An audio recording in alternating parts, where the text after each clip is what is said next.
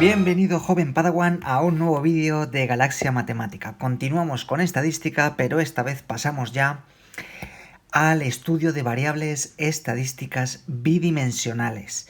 Los 4 vídeos anteriores han sido de estadística unidimensional, ahora pasamos a la bidimensional, o sea, 2 características cuantitativas, ¿vale? Espero que os encontréis bien y vamos con ánimo a por un nuevo vídeo. Vamos allá. Bien, comenzamos con la distribución bidimensional. Bueno, una variable estadística bidimensional es el resultado del estudio de 2 características cuantitativas, X e Y, en los individuos de una población, ¿de acuerdo? Se representa mediante una tabla que llamamos tabla de contingencia, sobre todo cuando tenemos un gran volumen de datos y esos pares de valores se repiten. Tendría esta forma una tabla de contingencia. Ojo, porque nos la podemos encontrar de varias formas, ¿de acuerdo? En los ejemplos que yo os ponga lo veremos de varias formas, ¿de acuerdo? Así que tranquilos porque lo iremos viendo. Esta a lo mejor parece un poco liosa, pero bueno, es otra forma de representarlo, ¿vale? Tendríamos la variable X cuantitativa, por supuesto, la variable Y cuantitativa. Por ejemplo, X, notas de matemáticas de un examen. Y, notas de lengua de un examen. Por ejemplo, nota 10, nota 9, nota 8, nota 7, así sucesivamente, nota 10, nota 9, nota 8 y así sucesivamente. F sub 1, 1, ¿qué significa? Pues X1 y 1, ¿vale? O sea, el número de alumnos que han sacado un 10 en mates y un 10 en lengua. Eso significaría este dato de aquí. Nos vamos aquí a las frecuencias absolutas. Esto es la suma de esta fila de aquí. Este de aquí es la suma de todas estas X sub 1, ¿vale? Y al final tendríamos n, que debe coincidir, porque al final es el número de alumnos que estamos estudiando. Por ejemplo, 25. Pues todo esto tiene que dar 25 y todo esto tiene que dar 25, ¿vale? Porque al final estamos estudiando las notas de 25 alumnos, ¿vale? Repito, nos la podemos encontrar de varias formas. Ya lo veremos en los ejemplos, ¿de acuerdo? La forma de representar estos datos es mediante un gráfico llamado diagrama de dispersión. Estos son varias representaciones de grupos de datos de una distribución bidimensional. ¿Veis? En un eje está la variable cuantitativa X y en otro eje está la variable cuantitativa Y. Representando estos valores de aquí, intermedios aquí, veis que se nos van formando unas nubes de puntos. Esto ya estudiaremos qué significa y qué conclusiones podemos sacar dependiendo de cómo sea esa nube de puntos, de cómo estén en el plano, ¿vale? Por último, con esta introducción, decir que al estudiar una variable bidimensional es necesario también estudiar las variables unidimensionales por separado, las variables que lo forman. O sea, el examen de matemáticas por un lado y el examen de lengua por otro lado. Calcular su media y su desviación típica. ¿Por qué? Porque vamos a seguir aplicando formulitas y vamos a seguir haciendo un estudio estadístico, ¿vale? Pero ahora con 2 variables. Así que eso no nos quitará de tener que hacer este estudio de las 2 por separado. La correlación entre las 2 variables de una distribución bidimensional se puede cuantificar estudiando la relación entre los puntos del diagrama de dispersión, el centro de gravedad que veremos, calculando la covarianza, que veremos que es a continuación, etc. ¿Vale? Mediante unos parámetros veremos la relación, en este caso correlación, porque son 2 variables, que existen entre las 2. ¿De acuerdo? Pues venga, continuamos. Vamos con un ejemplo rápido. Aquí tenemos una tabla bidimensional o de contingencia donde aparecen las notas de una serie de alumnos, ¿de acuerdo?, en matemáticas e informática. Fijaros, 3 alumnos, número de alumnos, 3 alumnos han sacado un 1 en matemáticas y un 1 en informática. Así es como se lee esta tabla. Un alumno ha sacado un 2 en matemáticas y un 2 en informática. Y así sucesivamente. ¿De acuerdo? Bueno, al estudiar una variable bidimensional, ¿de acuerdo?, es necesario estudiar también las variables unidimensionales que la forman, caracterizándolas por su media y desviación típica. Este proceso se llama estudio de las distribuciones marginales asociadas a la variable bidimensional. En este caso, podríamos calcular o tendremos que calcular, por ejemplo, para la variable x, esta sería el estudio de mi variable x unidimensional, pues la media, que sería 5,13, con la calculadora perfectamente, la desviación típica de x, ¿vale? 2,114, y bueno, pues otro dato, la mediana de x para hacernos una idea, que sería 5. Lo mismo haríamos para la variable unidimensional y tendríamos que calcular su media, que es 4,95, ya sabéis, calculadora, con este ejercicio podéis practicar, su desviación típica 2,23 y la mediana de y, que en este caso coincide con la de x. Bien, estos datos, como os he dicho, los vamos a necesitar para estudiar las variables de correlación de la distribución, ¿vale? Que es lo siguiente que vamos a ver. Venga, se ha entendido esto, ¿no? Como veis, x sub i, ¿vale? Veis, 1 en matemáticas, 3 alumnos, 2 en matemáticas, 1 alumno, y aquí está la acumulada. 1 de informática, 3, 2, 1, ¿veis? Aquí está la relación. 3, 11, cada una por separado, ¿vale? Venga, continuamos. Y lo hacemos, para acabar con el ejemplo de antes, dibujando el diagrama de dispersión o nube de puntos, ¿vale? Se puede llamar de las dos formas. Es muy sencillito, mirar. De matemáticas 1, informática 1, hay 3 alumnos. Fijar, en el eje X he puesto X sub i, o sea, las notas de matemáticas. En el eje Y he puesto la Y, las de informática. ¿Cuántos alumnos hay que cumplan un 1 en matemáticas, un 1 en informática? 3. Pues ahí pondría 3 alumnos, ¿veis? 3 puntitos. En 2, 2, ¿cuánto? 1. ¿Lo veis? Aquí. 2, ¿quiénes han sacado un 2 y un 2? Hay un alumno, ¿lo veis? 4 y 3. Aquí colocaría 11. Pues vamos a ello. 11 en el 4, 3. 1, 2, 3, 4, 5, 6, 7, 8, 9, 10 y 11. Bueno, esto es para que nos hagamos una idea, ¿vale?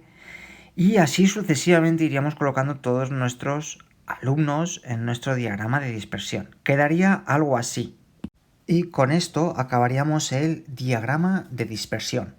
Una vez que ya hemos visto cómo calcular cada una de las variables, su media y su desviación típica, y después calcular el diagrama de dispersión, vamos ahora a ver los parámetros de las distribuciones marginales. Venga, vamos a ello.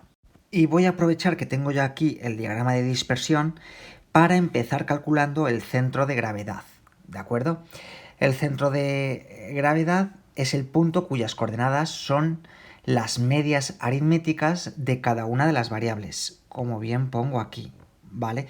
O sea, nuestro centro de gravedad sería la media de x, que si os acordáis era 5,13, primera coordenada, y segunda coordenada la media de y, 4,95. 5,13, 4,95. Este sería el centro de gravedad de esta distribución bidimensional, ¿de acuerdo? La correlación entre las dos variables de una distribución bidimensional se puede cuantificar estudiando la relación entre los puntos del diagrama de dispersión y su centro de gravedad, como acabamos de hacer, ¿vale? Vamos a pasar al siguiente parámetro, que es la covarianza. La covarianza mide la variación conjunta de ambas variables. Bien, vamos a ver su fórmula, que sería la covarianza de las variables x e y en mi estudio estadístico bidimensional sería igual al sumatorio de x sub i por y sub i por su frecuencia, que se cumple, partido del número de datos menos la media de x por la media de y. Y esta sería la fórmula de la covarianza. vamos a aplicarla sobre un ejemplo. Diría así: se ha solicitado a un grupo de 50 individuos información sobre el número de horas que dedican diariamente a dormir y a ver la televisión. Los resultados vienen determinados por la siguiente tabla. Bien, aquí lo tenemos, variable x sub i, número de horas dormidas, 6 horas, 7, vale. Número de horas viendo la televisión, 4, 3, vale. Número de personas que han dormido 6 y han visto 4 horas la televisión, 3 personas. Que han dormido 7 horas y han visto 3 horas la televisión, 16 personas. Así, un total de ¿cuántas? 50 personas. Si sumo estas, es el número de individuos, 50. Bien, me piden hallar la covarianza, la correlación que existe entre las dos variables, ¿de acuerdo? Vamos a ir al grano. Bien, hemos visto que necesitamos la media de x, la media de y, que ya las tengo por ahí, ¿vale? Entonces lo voy a poner pues con amarillo, con blanco mismo. La media de x, que ya tengo por ahí la chuleta, es 7,8. La media de y es 2,82, ¿vale? Entonces me quedaría calcular esto que veis aquí, esto de aquí. Para ayudarme, pues voy a aplicar otra fila en la que ya calculé eso. O sea, en esta fila voy a calcular x sub i por y sub i por f sub i. Lo que vamos a hacer, que esto es esto de aquí, lo que hay dentro del círculo blanco, es multiplicar, ¿de acuerdo? X por y por la frecuencia, ¿de acuerdo? Muy bien, lo voy a ir poniendo en rojo. Entonces, 6 por 4 por 3, eso da 72. 7 por 3 por 16, 336. El siguiente, 480. 180 y 10. El total, el sumatorio de x sub i, sub i, f sub i, es 1078, que es la suma de todos estos, ¿vale? Espero que se entienda. Con esto yo ya puedo calcular la covarianza. La covarianza de x e y es igual al, bueno, venga, la pongo otra vez, al sumatorio, a ver si así se nos queda, x sub i, bueno, da igual el orden, f sub i por y sub i partido de n menos la media de x por la media de y. ¿Cuánto me ha dado el sumatorio? 1072. ¿A cuánta gente se le ha hecho este estudio? 50 personas. La media de x, 7,8. Por la media de y, 2,82. Todo esto me vengo aquí ya en otro color, por acabar, la covarianza es igual a menos 0,436. ¿De acuerdo? Esa sería la covarianza. Dependiendo del signo, ¿de acuerdo? Me va a indicar la correlación que existe. O sea, por ejemplo, esta como es negativo sería inversa. Si fuera positivo sería directa. Y si fuera aproximado a 0, muy próximo a 0, sería débil. Pero eso ahora lo vamos a ver con el coeficiente de correlación lineal. En un estudio de dos variables como estamos haciendo, nos puede interesar saber qué relación existe entre las dos variables.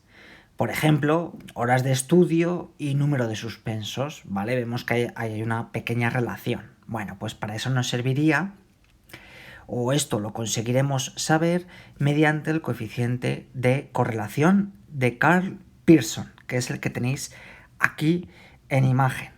Otro gran maestro Jedi, en este caso de la estadística, ¿vale? Fue un británico nacido en 1857, falleció en 1936, en plena comienzo de Guerra Civil, con 79 años. Fue científico, matemático y pensador británico en la que pasó gran parte de su vida en Alemania.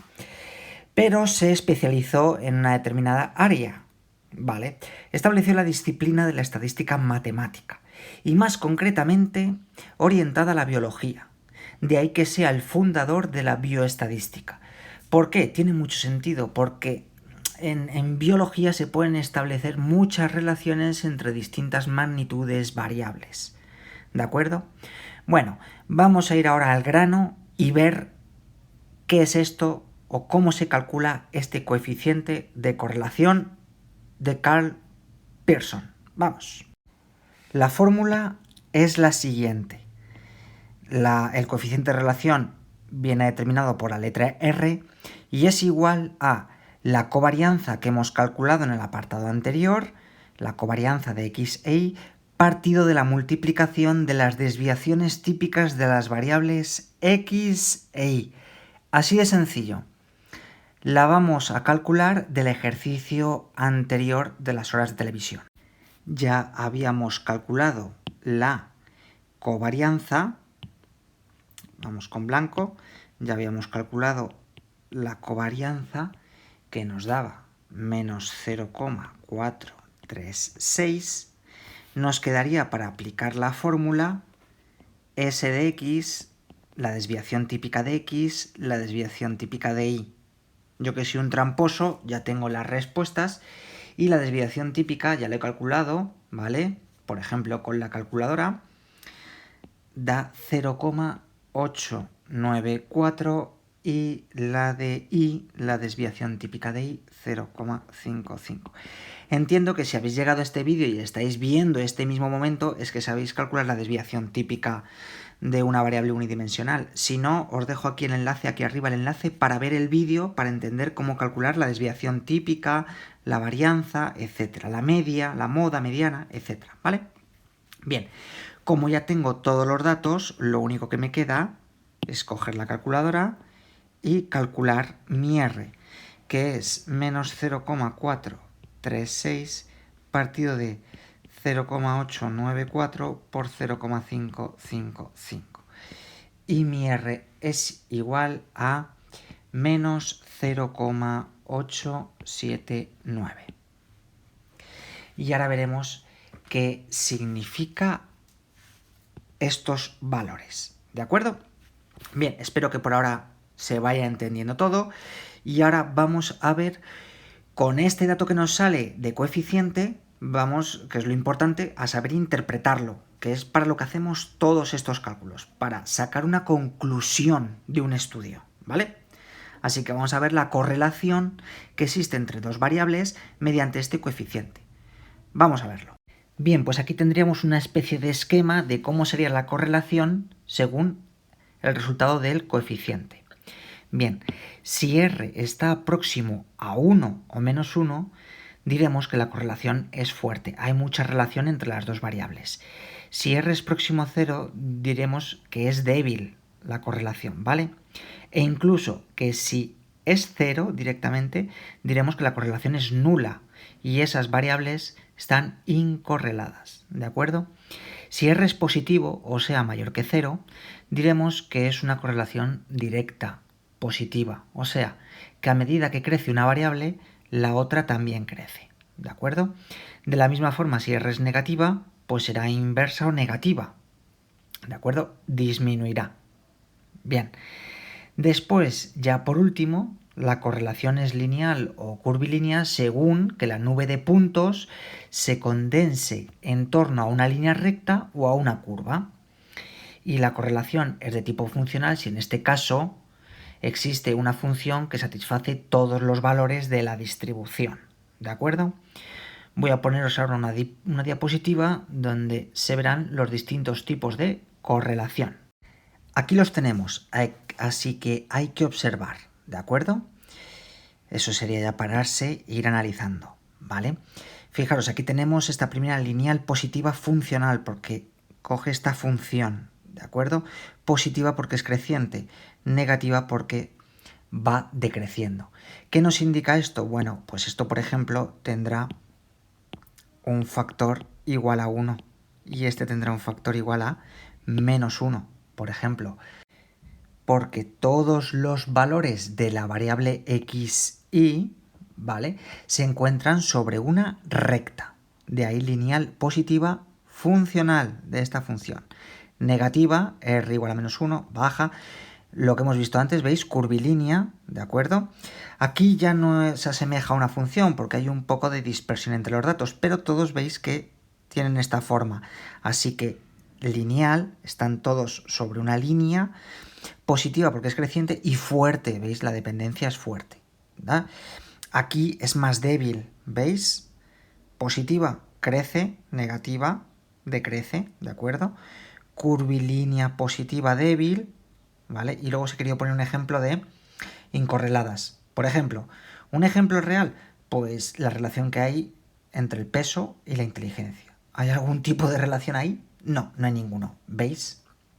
Este sería el posible gráfico de dispersión de este estudio, de que relacione peso con inteligencia. No hay ninguna relación, ¿vale? R sería igual a 0. Bueno, espero que hasta aquí se entienda. Yo creo que más o menos, ¿no? Bueno, vamos a por lo último. Lo último de todo es, aquí nos estamos fijando que se están, ¿vale?, apoyando todos los puntos sobre una línea recta. Aquí también se están asemejando, se están posicionando sobre una línea recta ficticia, imaginaria, ¿vale? Pues eso es lo que vamos a estudiar ahora. La recta de regresión lineal. Pero antes vamos con un ejemplo, para ver si se entiende esto bien. ¿Qué relación existe entre las notas conseguidas en física, variable X, y las horas que ven la televisión los alumnos de cuarto de la ESO, variable Y? Bueno, hago trampas, saco la desviación típica de X, la desviación típica de Y, saco la covarianza, así que me pongo a calcular el coeficiente, R, que es menos 3,19 partido por la multiplicación de las desviaciones típicas, que es 1,23 por 3. Y esto me da menos 0,864. Porque esto es lo importante. Ahora tengo que interpretar este dato. ¿Qué conclusión saco? Pues que como R se aproxima a menos 1, decimos que la correlación es fuerte. Además, R es negativo. Eso quiere decir que la correlación es negativa. Que a más horas de televisión, menos nota en la asignatura de física. ¿Veis cómo está todo relacionado? Así que estudiar más y menos tele. Más leer. ¿Vale? Padawan. Bueno, continuamos con el último apartado.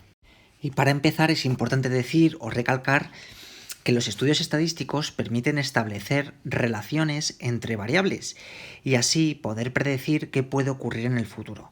Esto permite tomar decisiones justas y evitar situaciones de conflicto, ¿vale? Y además lo estamos viendo ahora con todo este problemón del COVID, de qué pasa con la curva, cuándo íbamos a doblegar esa curva, qué ocurrirá en septiembre, qué ocurrirá al final de año. Todo eso lo están calculando mediante estudios estadísticos, con muchísimas variables, por supuesto. ¿De acuerdo? Unos estudios atenderán a unas variables y otros a otras, ¿vale? Así que estamos pues en pleno estudio de evolución de este virus, ¿vale? Bueno, para encontrar la mejor recta de regresión se podrían adoptar varios criterios. Por ejemplo, la que pase por más puntos de la nube, la que se distancie menos del mayor número de puntos, etcétera, ¿de acuerdo? Esto lo hacemos cuando hay una fuerte correlación lineal entre las variables de una distribución bidimensional, ¿vale? Se busca la recta que, en este caso, mejor se ajuste a la nube de puntos, ¿vale? Este criterio, que se sigue normalmente, es el método, lo pongo por aquí, de los mínimos cuadrados.